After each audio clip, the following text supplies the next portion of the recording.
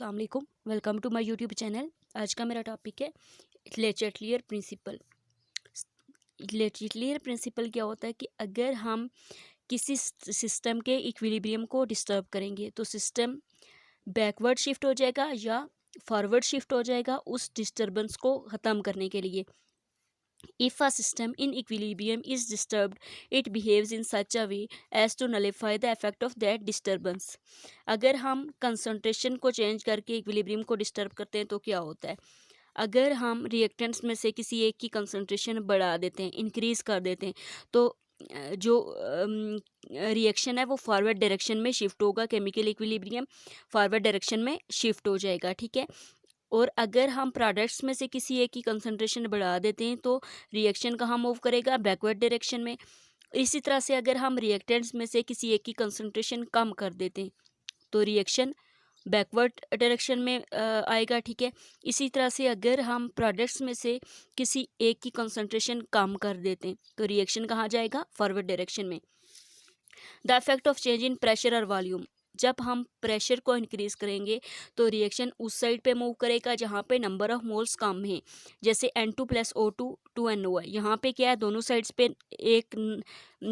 इस साइड पे 2 number of moles हैं, यहाँ पे भी कितने हैं? 1 और 2। तो इस पे प्रेशर का कोई इफेक्ट नहीं होगा, ठीक। इस पे प्रेशर का कोई इफेक्ट नहीं होगा। अब यहाँ पे देखें, अगर इसमें इस इक्वेशन में क्या है कि इस साइड पे नंबर ऑफ मोल्स 2 हैं, इस साइड पे नंबर ऑफ मोल्स कितने? 3 और 1 4 है। तो रिएक्शन कहाँ जाएगा? फॉरवर्ड डायरेक्शन में।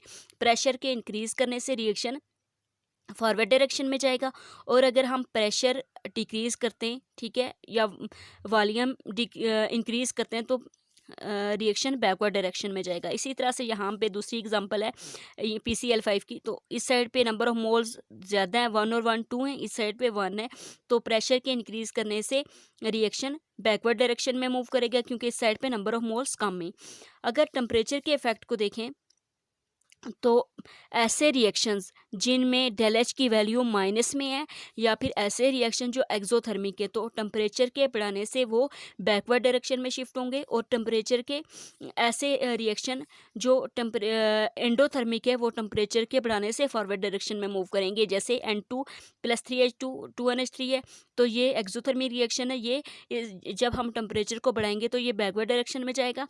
और ये दूसरा N2 + O2 2NO, इसमें डेल एच की वैल्यू +90.25 है। तो क्या होगा? क्योंकि ये एंडोथर्मिक रिएक्शन है, टेम्परेचर जब हम बढ़ाएंगे तो रिएक्शन फॉरवर्ड डायरेक्शन में जाएगा।